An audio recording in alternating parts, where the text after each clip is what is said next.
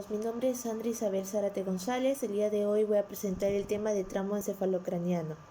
Bueno, el trauma encefalocraniano, podemos decir que se determina como un deterioro de una lesión física que va a conllevar que va a conllevar a un contenido craneal secundaria, o sea, a un intercambio brusco mediante una energía mecánica. El movimiento, podemos decir que refiere aceleración, desaceleración, a lo cual esto va en lugar y va a haber un desgarro en los axones. Entonces, se va a manifestar como un deterioro de una pérdida de la conciencia y va a ser muy frecuente en pacientes jóvenes, entre partir de los 15 y 25 años.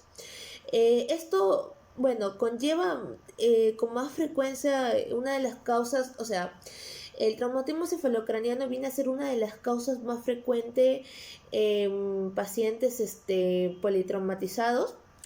O sea, que esto conlleva a pacientes que tienen accidentes de tránsito, pacientes que pueden llevar como caídas, puede ser por algún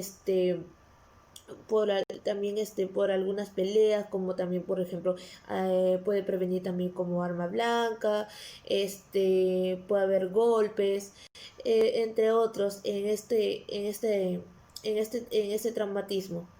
El objetivo principal que va a ser es prevenir la lesión cerebral, asegurar la oxigenación en el paciente, mantener la presión sanguínea para dar una adecuada perfusión cerebral. Bueno, está relacionado entre el 90% de las muertes, como se dice, prehospitalarias con lesión cerebral. Bueno, podemos decir que un paciente con trauma en la cabeza se debe hacer una revisión, tanto primaria y secundaria, con el complemento ABCD para dar una atención adecuada al paciente en el centro de trauma neuroquirúrgico y luego poder transferirle sin demora al paciente. El escenario prehospitalario y hospitalario, o sea, se va a ver la causa en donde fue el evento del paciente. Después va a ser transportado y luego se va a recurrir al paciente a una unidad de emergencia, a la cual va a ser asistencia y luego va a ser triaje en la unidad de emergencia, a lo cual el paciente se va a estar yendo a los cuidados intensivos o centros quirúrgicos. Bueno, luego va a ser la recesión, en donde se divide en dos fases, prehospitalaria o hospitalaria. Bueno, la fase prehospitalaria, o sea, se va a identificar entre la asistencia, donde se va a realizar el soporte ABCD prehospitalario. Luego se va a notificar la referencia de la recesión y luego va a ser transportado mientras está transportado el paciente debe haber mantenimiento en las vías aéreas, control del sangrado externo, si hay shock y ver si hay movilización en el paciente.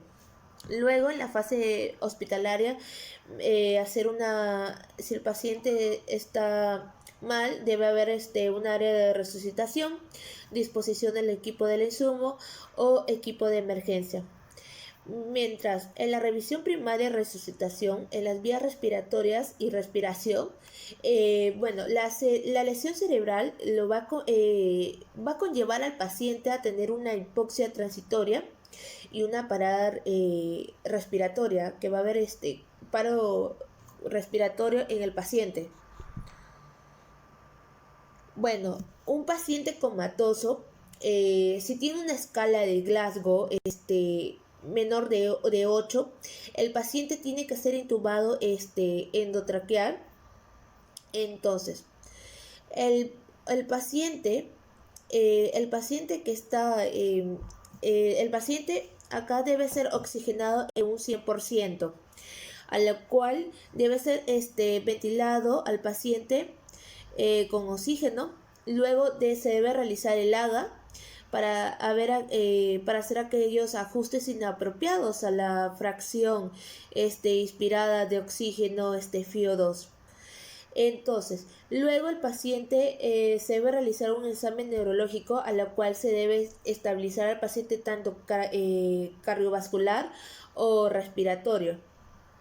El objetivo de las vías respiratorias en reanimación es determinar al paciente con la escala de Glasgow, ver la respuesta pupilar a la luz, la déficit neurológica focal y evaluar la presencia de drogas o alcohol o otras sustancias que el paciente tenga. La hipotensión por general no se debe, entre sí en la lesión cerebral. Puede ser que sí o puede ser que no. Son exentos casi en las fases terminales, cuando ocurre una insuficiencia cardíaca o si hay una lesión en la médula espinal concomitante. Entonces, si vemos en la hemorragia, intracraneal, eso no causa shock hemorrágico. Entonces, para mejorar los resultados, debemos mantener al paciente en una presión arterial mayor de 100 entre los pacientes entre 50 a 69 años. La presión arterial sanguínea entre 110 se debe normalizar entre los 15 a 49 años, y los anestésicos y analgésicos locales se deben utilizar más frecuente en los pacientes con lesión cerebral. Bueno, la revisión secundaria se debe realizar exámenes constantes para ver si hay alguna causa neurológica en el paciente. Primero debemos manejar según la escala de Glasgow. Según la escala de Glasgow, si es entre 3 a 8 puntos, podemos decir que es una lesión cerebral grave, que ocurre, el 10% en los pacientes que no siguen las órdenes aún después de estabilizarlos. Que tienen lesión cerebral. Y se debe dar a estos tipos de pacientes se debe dar diagnóstico y tratamiento.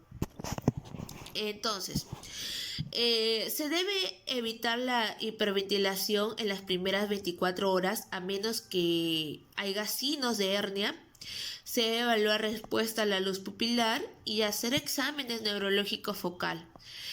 La evaluación y el manejo, la escala de la lesión cerebral grave, se debe ver una revisión de ABCD, se debe evaluar primaria y reanimar, se debe hacer una evaluación secundaria, ver la historia, si el paciente es alérgico a algún medicamento, con qué patología tiene, si se debe ver el estudio de la enfermedad que frecuenta el paciente. Y se debe ir a misión y luego se debe ser trasladado para poder facilitar con atención neuroquirúrgica. Los agentes terapéuticos en esta lesión se debe ser manitol y se debe evitar la hiperventilación en las primeras 24 horas y solución salina hipertónica. La lesión cerebral, según la escala de Glasgow, entre 9 a 12 puntos, que es una lesión moderada. Esto se da en pacientes un 15%. Estos tipos de pacientes siguen órdenes simples, pero son pacientes que son confundidos y sonolientos. En caso que si la tomografía axial computarizada es anormal, primero hay que ver si hay deterioro en el paciente para poder hacerlo seguimiento en las primeras 24 horas.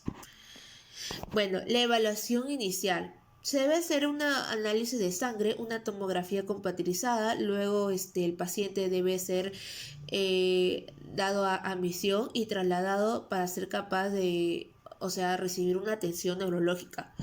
Después de la admisión, se debe continuar los controles neurológicos en el paciente, realizar una tomografía computarizada de seguimiento y o sea, estos tipos de pacientes mejora el 90%, pero hay algunos que no mejoran, un 10% que es un deterioro. Bueno, si estos pacientes mejoran, se tiene que dar de alta, hacerle un seguimiento al paciente también. Y los pacientes que o sea, los pacientes que están en un deterioro, o sea, estos pacientes empeoran y o sea, se debe repetir una tomografía y luego manejar un protocolo adecuado en la lesión cerebral grave, si es una lesión cerebral grave. Bueno, esto es un formato que se encontró una guía a la cual se va a entregar a un paciente para poder darle las indicaciones que en caso si presenta estas lesiones debe retomar de nuevo al hospital, pero sirve, o sea, o sea, esta guía sirve para evitar algún problema con el paciente. Bueno, como explicaba, la lesión, con una escala de 13 a 15 puntos, que es una lesión cerebral, leve, son estos que refiere a los pacientes, que han sufrido una leve pérdida de conciencia, o sea, que los que tienen una conmoción cerebral, o sea, con una pérdida, transitoria neurológica, en caso que el paciente se admita o transfiera, se debe realizar una tomografía computarizada normal.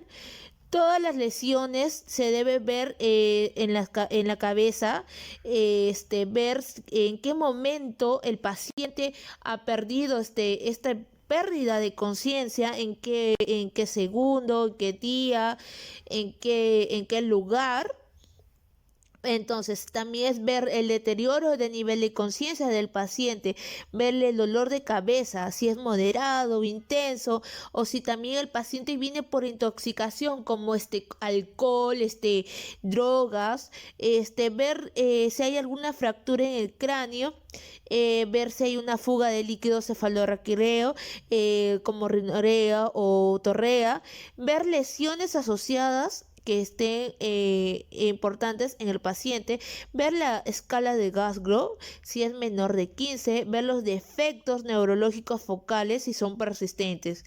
En caso que el paciente va a estar en alta, o sea, se debe realizar un formulario.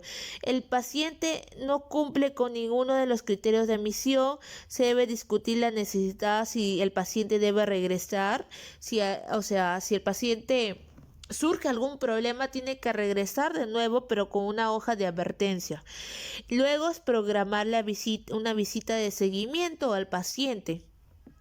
Bueno, el manejo se debe ver la historia clínica, el nombre, la edad, la raza, la religión, la ocupación, como dije, cómo fue el daño, ver el tiempo y en qué momento fue esta lesión, si hubo, cómo fue la pérdida, cómo, a qué hora, a qué minuto de la consecuencia en el acto.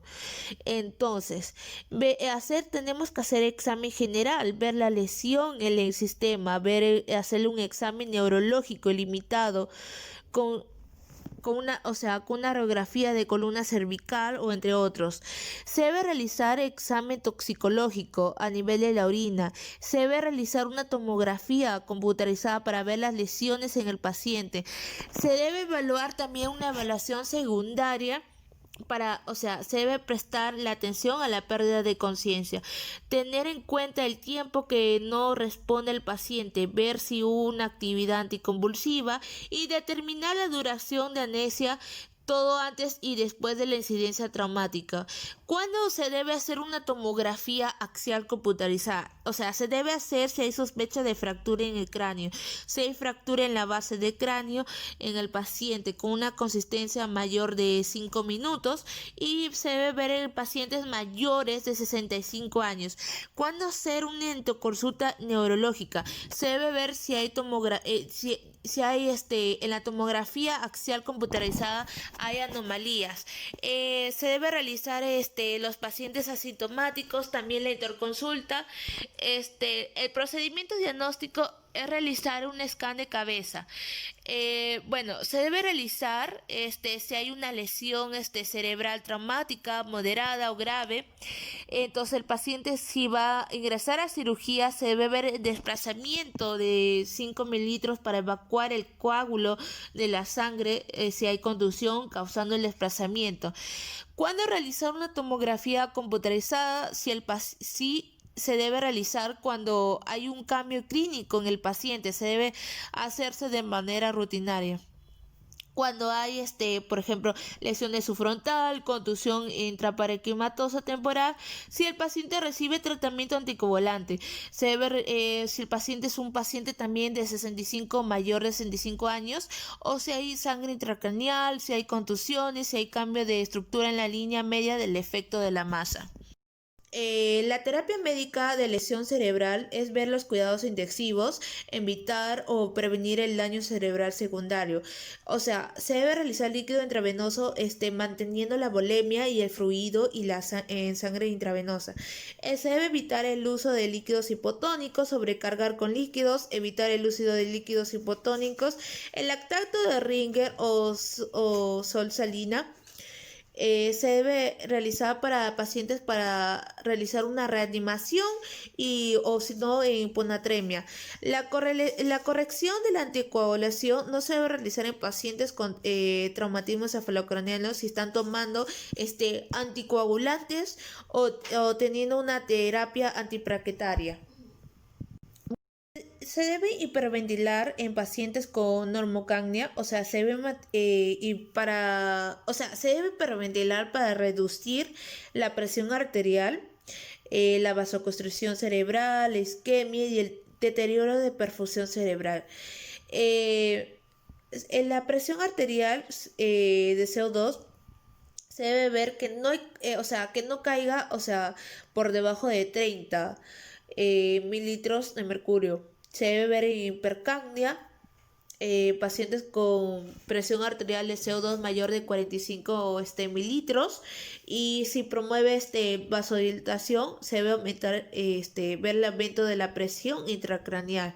Bueno, el manitol reduce en pacientes con presión intracraneal solo al 20%, 20 gramos de manitol por 100 mililitros de solución. O sea, no se debe dar a pacientes que son hipotensos, es porque el manitol es un diurético osmótico potente que va a exacerbar a la hipotensión y a la isquemia cerebral. Se debe administrar más en pacientes con pupila dilatada, hemiparesia o pérdida de conciencia.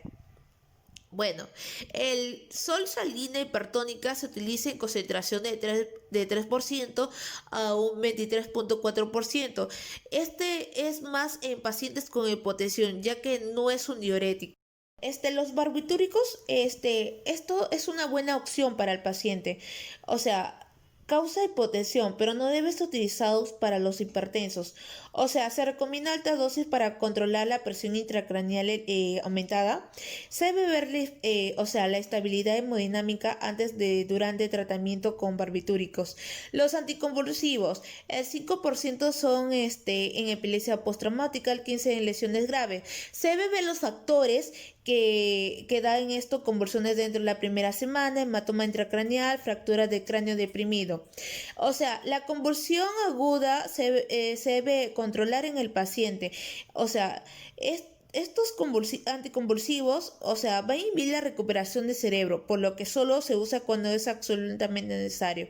Se debe administrar fenitoína, fosfofenitoína en fase aguda. Diazepam se debe usar hasta que se detenga la convulsión y en adultos se debe realizar 1 gramo de intravenosa de fenitoína. Se debe controlar la convulsión mayor de 30 a 60 segundos si es una lesión secundaria. El manejo quirúrgico. O sea, si hay herida en el cuero cabelludo, se debe inspeccionar a fondo la herida antes de saturar. Se debe ver la causa de la infección. O sea, se debe hacer una limpieza y desbridamiento para ver la eliminación de tejido muerto. En niños y adultos mayores se debe ver la pérdida de sangre. Se debe controlar aplicando la presión directa y cauterizar o ligar los vasos grandes. Luego suturar con cli o grapas y ver la pérdida de líquido cefalorraquídeo para ver si hay un desgarro dural. Las fracturas de cráneo deprimido se debe realizar una tomografía axial computerizada. Es lo más adecuado para poder, para poder identificar el grado de depresión, lo que da la presencia de hematoma intracraneal de contusión para ver si tiene el paciente.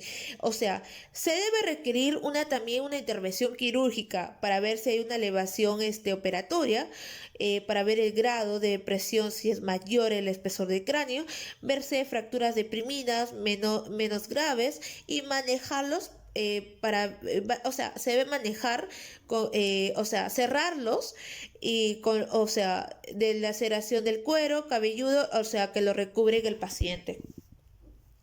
Lesiones en masa intracraneal. Estos son más empleados en médicos, en neurocirujanos. O sea, se debe transferir más a ellos.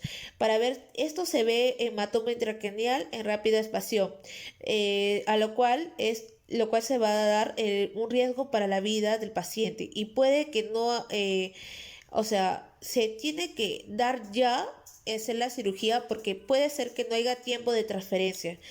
Una opción mejor es la craneotomía de emergencia en pacientes con deterioro rápido, o sea, que se debe realizar más rápido, y esto lo calculan más los médicos neurocirujanos.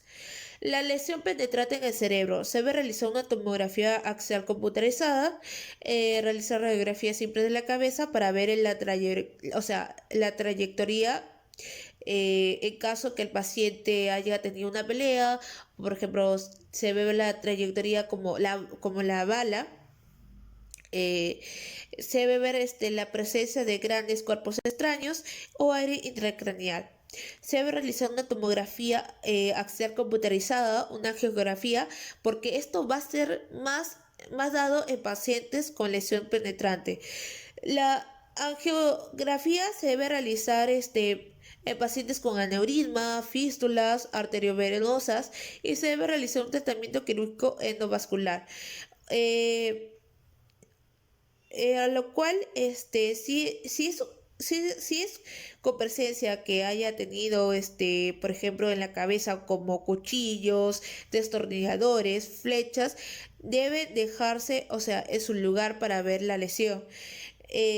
A lo cual se va a dejar en un dren para que no se vuelva a llenar, ya que puede generarse hernia del uncus. Bueno, el agujero de Burger anatomía es un agujero entre 10 a 15 mililitros. Se debe realizar el paciente con rápido deterioro neurológico y descomprimir en el cerebro. Gracias por tu atención.